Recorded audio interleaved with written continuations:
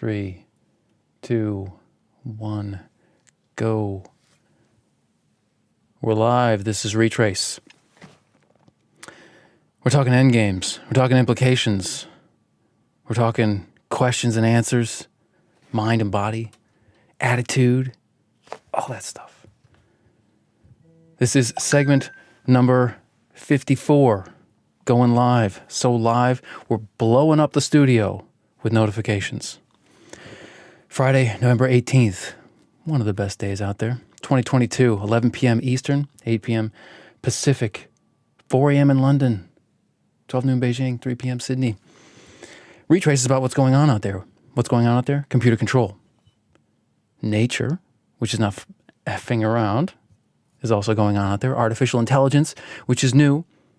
Natural intelligence, which is old. Strategic intelligence, which is in between. And by strategic intelligence, you should always think espionage and intelligence agencies, for lack of a better term. And the last thing that's going on out there is humanity, which is the best part. And Retraice is for outsiders. That's what this whole thing is about. You're at the end of the series called WAAIT, as in, what about AI, though? WAAIT. WAAIT. What about AI, though, is what we're doing here. And we're at the end game. Talking about end games. Did you know you could do that? Be at an end game and talk. It's meta. It's very meta. Oh, but not... You know what the meta logo looks like, right? Like, I don't have to... I'm not going to say it, but the logo looks like something. I don't think it was intentional. There are constraints on what we can believe and what we should do. Constraints implied by the questions that we've asked in this series, in the WAAIT series, and the answers that we've attempted to give them. We've attempted. Got to finish that word when I say it. What questions have we asked? Let's run through them. What about AI, though? That's the whole big question. That was the first one. What is AI again? We asked that question. And, the answer is what it always is. It's hard to define. How does AI mix with other things? How much do I matter individually in this whole thing? As a species, what are we doing? Where are we headed? As players in the AI game, how do we win? Not that you're necessarily a player, nor am I, but that's what players need to ask themselves, how to win. And in terms of strategic intelligence, what can't we see? Strategic intelligence, the espionage, the secrets, the things that are undoubtedly going on out there and have been documented to have been going on out there in the past, and yet we live most of our daily lives as if we don't know those things. Strategic intelligence, what can't we see? Strategic intelligence, what about cumulative progress in that shadow world? And strategic intelligence, what about superpowers and secrecy? What happens when you add another superpower after all the other superpowers we've added with technology, lightning, etc., which we talked about, electricity, nuclear power. Now we're adding artificial intelligence to that world of strategic intelligence, of espionage, counter-espionage, and covert action. That's what you should think of. It's those three things. That covers most of it. Espionage, anti-espionage or counter-espionage, and covert action. You're not just stealing secrets or preventing your secrets from being stolen. You're out there cloak and dagger. You're playing in the game. It's a dirty game. Tinker Tailor Soldier Spy. You ever seen that movie? Here are some of the answers. Some are more clear than others that we've tried to give, that we've attempted to those questions. AI is three-dimensional. The three dimensions are value, better and worse, and time and space. Past, present, future, here, there, everywhere. AI is hard to define. AI is already mixed into the things that we thought we could, what if we mix AI with this? And it will only become more mixed in going forward. We could be headed for great or terrible things. This is another answer to the question of where are we headed here? What are we doing? The ignorant and the incapable, pointing at myself, because let's be honest. The ignorant and the incapable will not affect where we're going. It's kind of harsh, but it's also true. Not appreciably, they won't affect it. The end game is where I'm going to bring this back, but I'll just put a little placeholder in your mind. We need to be about player orientation. Player orientation. What are you oriented around? Change your orientation to player orientation. In this game, you have to be player oriented. We'll come back to that. The ignorant and the incapable. Cast them aside. Not because we want to. It's just automatic. You don't listen to people who don't know what they're talking about. And I have been firmly in that category often on this podcast because I'm pushing right up to the edge of my confidence and then blowing right past that edge and falling off the cliff. But you understand, you can see what I've been doing, why I've fallen off that cliff so many times. I've known it. It's part of whatever this is, has been falling off that cliff. But you wouldn't put me on a panel to decide big decisions in AI. Why not? Yeah, I don't do it. I don't know how to do it, really. I know the first thing, but you need to know the last thing, or the last known thing. Otherwise, you're ignorant in such a high stakes, competitive, and new, novel thing.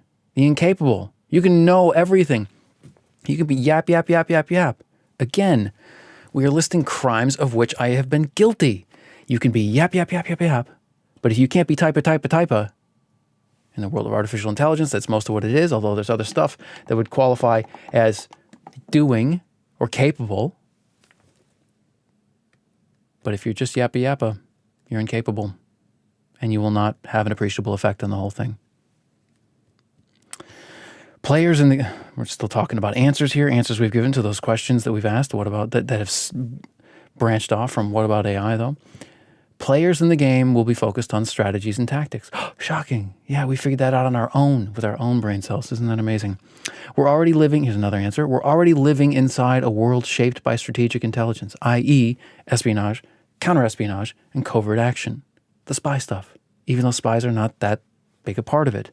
It's a much more rational and holistic system of activities. We only think about the spies because that seems cool. Secrets have been kept. What can't we see? Well, let's just say we don't know, but we know in the past secrets have been kept. That's another answer that we've given. And secret progress on something, technological progress, or even ideological or rational progress would be cumulative. You don't start from scratch every day when you wake up. You start from where you were the day before, unless you have some sort of memory problem. And AI is the new superpower in the mix. That's the last answer of the answers worth recalling that we've come up with in this series so far. That concludes today.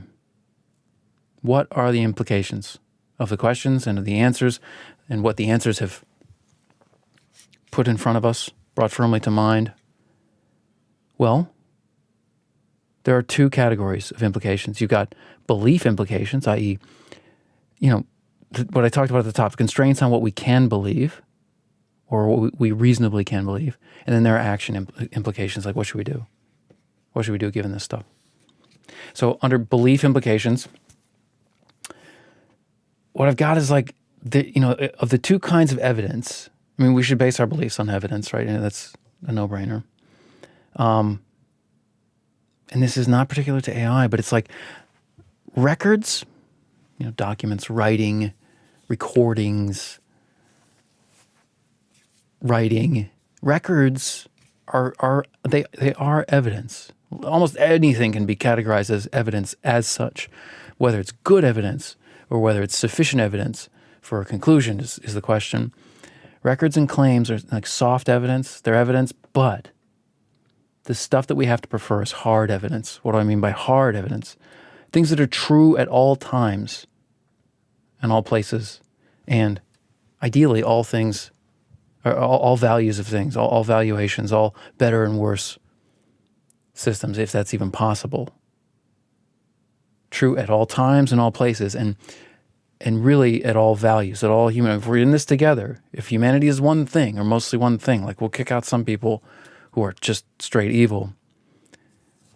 But if humanity is one thing, we're going to have to figure out how to, and AI people have talked about this, like the big thing. I'm pretty sure Stuart Russell talks about this in Human Compatible.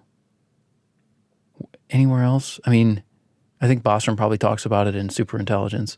But this idea that like our value, Bostrom definitely does. They both definitely do.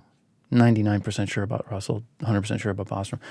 The valuation question is not easy. We can't, I mean, it's going to be very tempting for the players in the game. They're not the only ones, but the players in the game to say, I know it's valuable. I know it's good. And I'm right here. Like, I'm at the terminal. I'm in control of this thing. I'm going to decide what's good and what's bad, what's better and what's worse, what's acceptable and unacceptable. But that's kind of crazy if you think about it.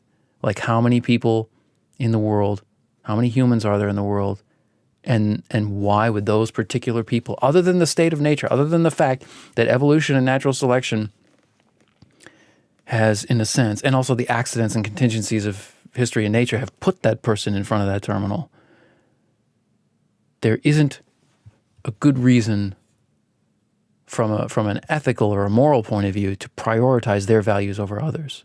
Not on that, just not on the basis of being at the terminal. This is complicated. There's something about the people who push science and technology forward that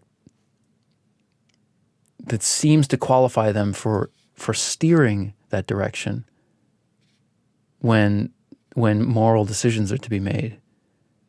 But I don't think most of us would think that that's true, because so many of them just they take to these things. The technical people, they take to technical things, or esoteric, or unusual, very specific and specialist interests totally unconsciously.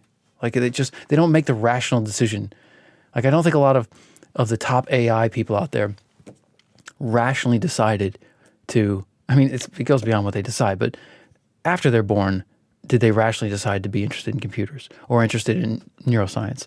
And of course they didn't rationally decide to be born to a mathematician mom and an economist dad or a physician. These parents who make it, much easier than the coal miner dad and the stay-at-home mom or the nurse mom or these people who have nothing to do with the technology that just happens to be. The coal miner dad is like really important when the technology that's shocking the world is fossil fuel use for work. But when the technology that's shocking the world is artificial intelligence, the coal miner dad is not relevant at all. But you don't choose your parents, you don't choose your country, you don't choose your height, you don't choose your IQ. So it's contingency, it's circumstance. A lot of it is, the good stuff we would call luck, but bad luck is a kind of luck too. What puts these technical people at the forefront, at the cutting edge, at the state of the art is orthogonal to, let's say, perpendicular to their qualifications to make moral and ethical decisions that affect the rest of us. I didn't mean to go into that so deeply, but I think, well, I did. I wasn't ready to talk about that. It's a very complicated topic. We'll leave it where it sits. How did I even get onto that? Oh, yeah. Hard evidence is better than soft evidence.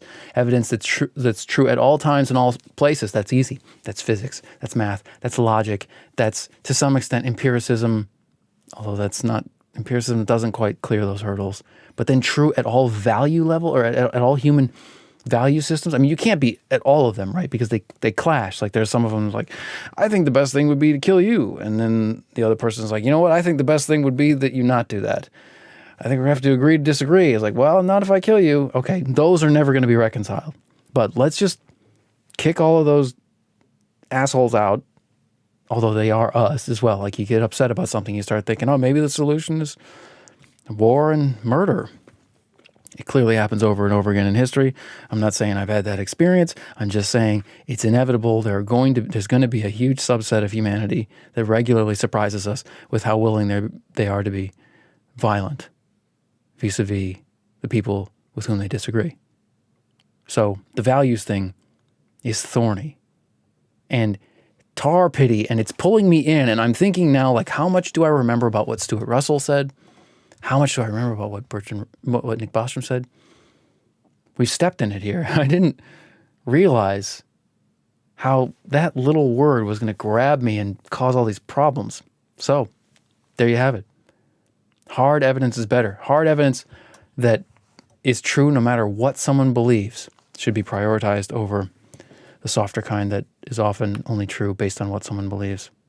Think math, science, logic, technology, artifacts. Those are the implications of the questions and answers for what we can believe. Or maybe you could say what we should believe. Maybe you could say, well, I can believe whatever. I don't know about that.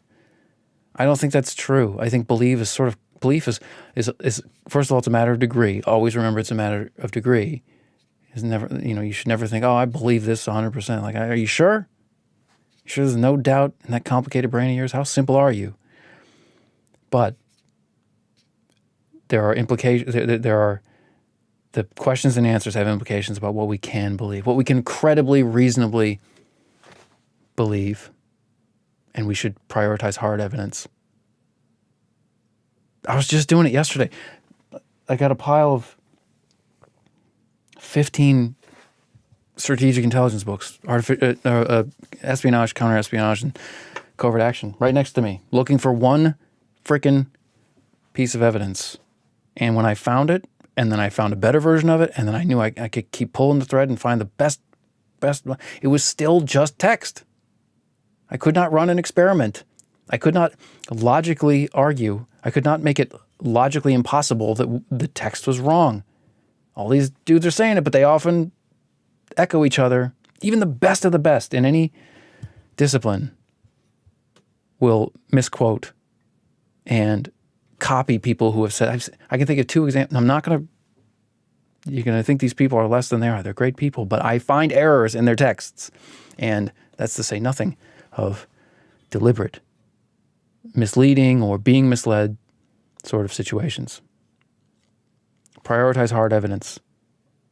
This is coming from a books guy. Okay, drop it. Enough. What about action implications? These questions that we've asked, these answers that we've attempted have implications for actions. Let's say that there are three groups. Let's say humanity, individuals, and players in the game. We've already talked about that. We've already said that those are the three groups. We started with individuals. What sort of questions can you ask vis-a-vis AI? What's going on out there? AI, computer control. And what sort of questions can humanity ask? And what sort of questions should players ask? Those are some of the questions that we started with. Well, what are the action implications for us, for these groups? Let me start with me. Not with, bumped into my microphone. Let me start with me, not with thee. What am I? An individual, obviously. Humanity, obviously. I'm an outsider. I'm not a player. But I'm also, as we've said, the group of players changes. And I've talked about being a walk-on. I've talked about being Rudy and going and getting my head kicked in. This is something that I'm taking very seriously. So if I put myself in the shoes of the players as best I can with my imagination, I think the basic implication for action for players in the game, people who are writing code or controlling systems or controlling decisions made about systems, people inside, not just inside the DeepMind buildings and the OpenAI buildings, but in the rooms with the whiteboards, the players. Cause good and prevent bad. First and foremost. The Hippocratic Oath, first do no harm. The Artificial Intelligence Oath, first do no harm. Well, that's impossible. It's impossible in medicine too, but it's an oath. It's a priority system. You can easily forget it, but cause good and prevent bad would be a good starting point for action if you're a player in the game. For individuals like you, and also like me, if you have a choice, choose your work wisely. If you have a choice, choose your work wisely. I should elaborate on that. Well, there are lots of things going on in the world, and lots of things that, especially in the form of coalitions and groups and aggregate forces of people and artifacts and things and organizations that are going to affect the AI game, but that are not the players. Think of these things as the league where these players play, or the stadium, or people on the sidelines, even the coaches, maybe. People outside the stadium, the people watching the game on TV, the people tailgating. You might be in those groups. Choose your work wisely. If you care about the game, if you think the game is important, and hopefully you do, well, you should at least be tailgating, right? I mean, if you think the game is important and you have a choice, and that's the operative phrase. I mean, most people don't have a choice. They don't, I might do this or I might do that. Those people have done very well. Some of them have earned the heck out of it, and probably more of them haven't. They just sort of like benefited from circumstances that have been created accumulatively by previous generations. But most people don't have a choice about what they do. There are a lot in life. And I'm not talking to those people. Those people, this is a different group of people. I mean, there's a lot to be said about that group of people, and I'm not prepared to say any of it. But the people who do have a choice, choose your work wisely. For humanity as a whole, action implications of the questions and answers about what about AI? For humanity as a whole, do or die. As a whole, do or die. It's the first thing. We got to get serious. I don't know if I should say this, but I'm going to say it. I hope it's not taken the wrong way. Environmentalism is too selective. If you're an environmentalist and you're only concerned about the effects of the environment on human beings, it centers around global warming. First of all, I agree with you. It's very terrifyingly concerning, and nothing that I see from the press indicates that it has been overblown yet. It's only been underblown, and our capacity to respond doesn't seem to be anyone's priority. That aside, computer control is also part of the human environment, as is space, particularly our solar system. The human environment is not just the temperature on the planet or the biosphere. There is a technosphere, and there is an astrosphere. I'm sure that word is correctly used. All that is to say, as a whole, humanity should be absolutely worried about its environment, as long as the definition of the word environment is as general as our actual environment and doesn't cause blind spots, like I'm going to devote all my energy to preventing global warming, or enacting or pushing for climate justice and all the other phrases and terms that are used. And the prospect of artificial intelligence and computer control and a dystopian or utopian future are not important. That's a bad definition of environment if you're using it that way. But it's easy to miss. Do or die, humanity. Do or die. The Precipice. Our Final Hour. These are all titles of books about this. The other thing is that we should prevent a singleton. A singleton is sort of it has a software engineering meaning, but it also, Nick Bostrom uses it in superintelligence, to mean a world order in which a world order in which there is at the global level a single decision-making agency. At the global level, there's a single decision-making agency. That's a singleton. We don't want that. We wouldn't be humanity if we had a singleton, would we? That sounds bad. It sounds bad. I mean, we're cells at that point. We're cells in the body of something else. Humanity can't be cells. I don't want to be a cell. I got a lot of love for cells. They've done a lot for me in my life. I don't want to be one. I don't want anybody else to be one. That seems anti-human to me. However, if we can't avoid it, if there's a threat that's worse, if annihilation or perpetual immiseration is nigh, then we should try and be a really happy, healthy singleton. I mean, if it's give me liberty or give me death, well, I understand the sentiment behind that, but I mean, death. I don't want to be enslaved, but like, what if we could be part of a happy human singleton? And what if the decisions that it makes are as good as or better than the ones we would have made as lone wolves making decisions all the time? I'm not purely anti-singleton. I'm not purely anti-world order in which there is at the global level a single decision-making agency. But I'm pretty against it. I kind of really just can't imagine that being good. So those are the implications for beliefs, for actions, implications of the answers to our questions. Let's talk endgames. Here's what I got. Skeptical optimism and player orientation. Let's start with player orientation. I already talked about it at the top. We need to be focused on the players on the field. I swear I can't go dig this up, but I heard one guy on a podcast years ago say he was working on this. He was like, what do we do? Now that we understand the AI problem and the superintelligence problem, he's like, maybe I can do their laundry for them or something, meaning the engineers who are working on AI safety. That seemed pathetic to me. I'm not doing anybody's laundry, okay?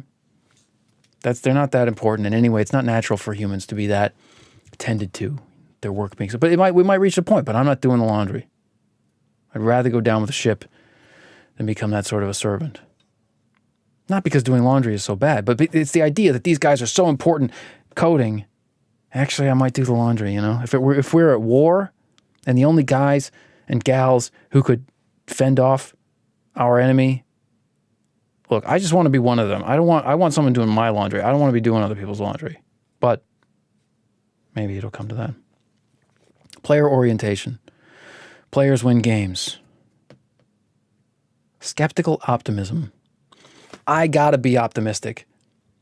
It's not because I'm scared of being pessimistic. I am naturally pessimistic. But when I watch deep mind propaganda videos like the AI by Me series that they released almost 2 weeks ago, and I just discovered a day or two ago, I go into that with pure skepticism. This is propaganda. They're just trying to, farm talent, and this is very likely to be BS. But man, the alternative to those beautiful images of young people working on this with nothing but optimism and no cynicism or no apparent cynicism, the alternative to that is not as good. So I am all about skeptical optimism. I think this AI thing is trying to be great. And I think we can blow it. That's skeptical optimism. It's trying to be great, but we can blow it. That's the end game. Player orientation and skeptical optimism. That's it. Those are all the questions. Those are all the answers. Those are the implications and belief and actions. Those are the end games. When we ask the question, what about AI though? Tomorrow? I have no idea. But I'm working on it. There's too much. It's not that there's not enough. It's that there's too much. All references will be in the PDF notes, retraice.com, retraice.com. This is segment number 54. Next one, same time tomorrow, 11 p.m., 8 p.m. Pacific. Signing off.